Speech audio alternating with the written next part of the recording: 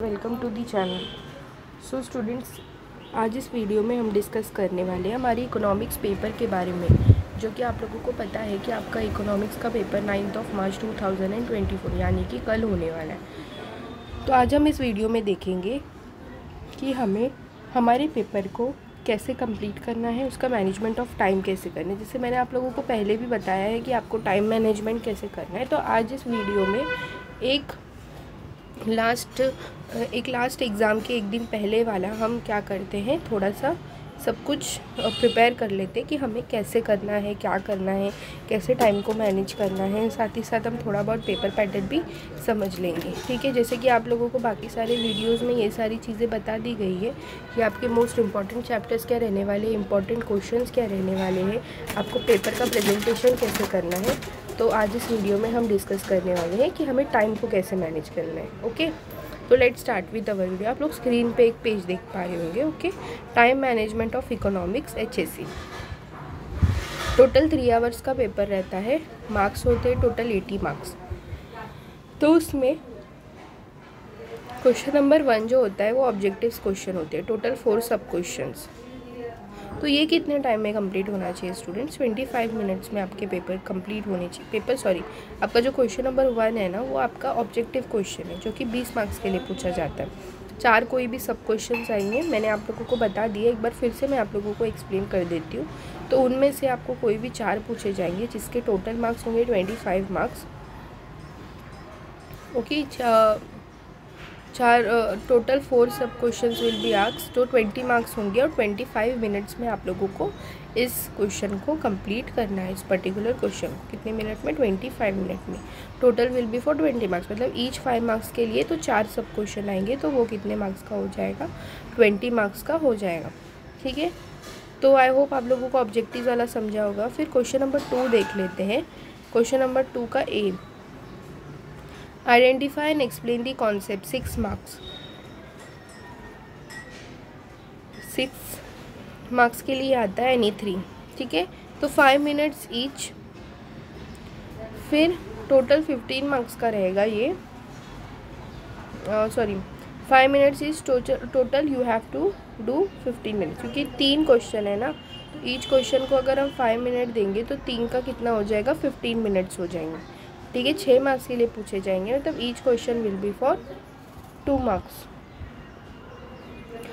आपको 1 मार्क्स के लिए आइडेंटिफाई लिखना है, और आपको जैसे मैंने पहले भी बताया कि आपको 2 पॉइंट्स लिखने हैं। यहाँ पे एक्सप्लेनेशन की सिर्फ 1 पॉइंट है, बट आपको कितने पॉइंट लिखने हैं? 2 पॉइंट लिखने हैं स्टूडेंट्स। ओके, फिर क्वेश्चन नंबर 2 भी, डिस्टिंग्विश बिटवीन एनी 3, 6 मार्क्स के लिए 5 मिनट्स ईच देना है आपको, same as identify and explain the concept. वहाँ पे भी हम क्या कर रहे थे? 5 मिनट्स ईच दे रहे थे। 3 क्वेश्चन था, यहाँ पे भी 3 क्वेश्चन है, 2 मार्क्स के लिए आएगा। लिखने कितने हैं आपको? बोर्ड के रूल के अकॉर्डिंग तो 1 मार्क्स होता है आपके मीनिंग का, और 1 मार्क्स होता है आपके डिफरेंस का। बट यहाँ पे आपको क्या करना है? 4 पॉइंट लिखने हैं स्टूडेंट्स, याद रखना कितने पॉइंट? 4 पॉइंट लिखने हैं, ठीक है।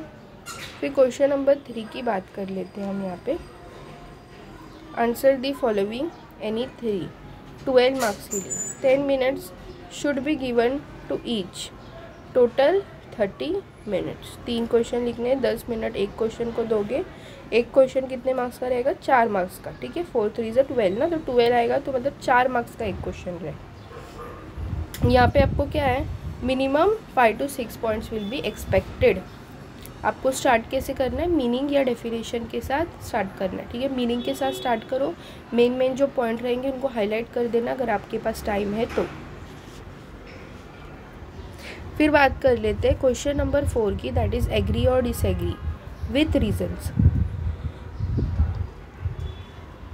Hear each question will be for 4 marks, मतलब एनी 3 दिया है ना 12 मार्क्स के लिए, तो each will be for 4 marks. तो 10 मिनट्स ईच, टोटल 30 मिनट्स।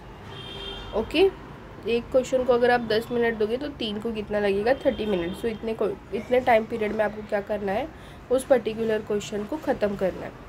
फिर आपका जो 1 मार्क्स रहेगा that will be for your agree and disagree, and another 3 to 4 points, you have 5 points expected for your reasons. Okay, 3 marks के लिए आपको कितने points लिखने हैं स्टूडेंट्स? 5 पॉइंट्स लिखने हैं।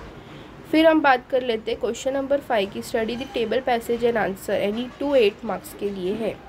एक क्वेश्चन 4 मार्क्स का आएगा, तो दोनों को 10-10 मिनट देना है, मतलब 20 मिनट्स। तो टेबल जो आपको सॉल्व करना है वो आपको पता ही है कैसे सॉल्व करते हैं। फिर बात कर लेते हैं क्वेश्चन नंबर 6 की। Answer in detail any 2, 16 marks के लिए आने वाला है ये। तो एक question will be for 8 marks, ठीक है।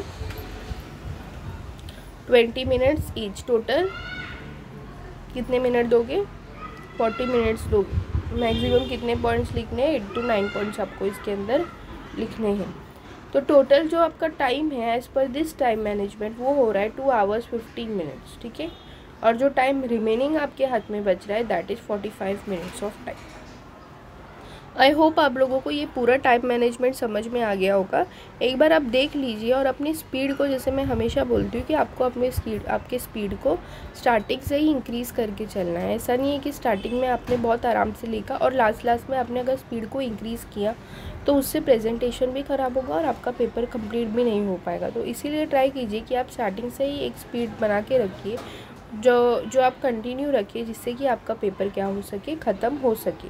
और इसका प्री प्लानिंग करके रखिए कि आपको कितने टाइम में क्या करना है। वॉच लेके बैठिए अपने एग्ज़ाम के टाइम पे, तो आपको एक आइडिया मिलता रहेगा कि कितना टाइम रिमेनिंग है, कितना क्या है, और उसके अकॉर्डिंगली आपको अपने पेपर को लिखना है, ठीक है। अब नेक्स्ट हम देख लेते हैं स्टूडेंट्स एक बार हमारा पेपर पैटर्न। पेपर पैटर्न के अंदर जैसे मैंने आप लोगों को बताया था क्वेश्चन नंबर 1 में क्या आने वाला है। Choose the correct option, complete the correlation, give the economic term. उसके बाद find the odd man out, complete the following statements, choose the wrong pair, assertion and reasoning questions, identify the right group of pairs from the given option. तो इनमें से कोई भी 4 आपको पूछे जा सकते हैं आपके पेपर में। फिर जो क्वेश्चन नंबर 2 है हमारा, ए जो है वो identify and explain the concept है। Each question will be for 2 marks, any 3 out of 5 you have to write. फिर बी जो है वो है distinguish between, any 3 out of 5 each will be for 2 marks.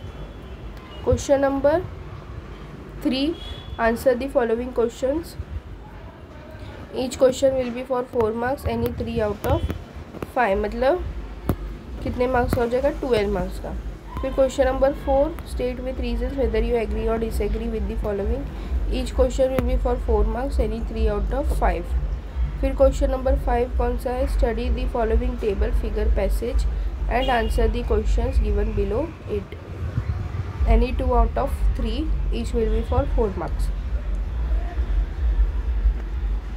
उसके बाद क्वेश्चन नंबर 6 जो है, answer in detail, any 2 out of 3 each will be for 8 marks. Okay, तो आई होप आप लोगों को पेपर पैटर्न पहले से ही समझ गया होगा, जिस मैंने फॉर इन्फॉर्मेशन आप लोगों को बता दी।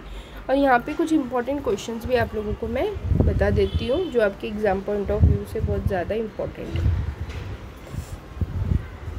पहला जो है, explain the features and scopes of macro and micro, ये कर रहे हैं आपको। फिर explain the 4 types and 4 features of utility. फिर explain the law of demand, ये तो मस्ट इंपॉर्टेंट है। तीनों जो लॉ है अपना, law of DMU, law of demand और लॉ ऑफ सप्लाई, ये तो आपको करके ही जाना है, ठीक है। फिर explain any 4 types of demand, explain determinants of demand, फिर types of elasticity of demand. उसके बाद explain the price elasticity of demand and its price, explain the law of supply, explain the 4 features of perfect competition, explain the types of index number, features of index number, then features of national income, explain principle of taxation and explain the types and importance of government budget। ठीक है, तो ये आपके कुछ important questions थे students. Okay, तो I hope आपको सब कुछ समझ में आ गया होगा कि टाइम को मैनेज कैसे करके चलना है। कुछ इंपॉर्टेंट क्वेश्चंस भी हमने डिस्कस किया अभी, तो ये सारी चीज़ें आप लोगों को क्लियर हो गई रही। ओके, तो आपको अकॉर्डिंगली क्या करना है, प्रिपरेशंस करते रहना है। कल आपका पेपर है, तो आपको आज प्रॉपरली प्रिपेयर करना है स्टूडेंट्स आपके पेपर के लिए। कितने पॉइंट्स लिखने, क्या लिखना है, सफिशिएंट पॉइंट्स लिखना, अंडरलाइन करना मेन पॉइंट्स को, पेपर को अच्छे से प्रेजेंट करना, ठीक है। और अगर आप लोगों को वीडियो पसंद आया हो तो प्लीज़ लाइक कीजिए वीडियो को, शेयर कीजिए और चैनल को सब्सक्राइब कीजिए ताकि ऐसे अपडेटेड वीडियोस आपको हमेशा मिलते रहे। Okay, thank you so much and all the very best for your exams. Thank you.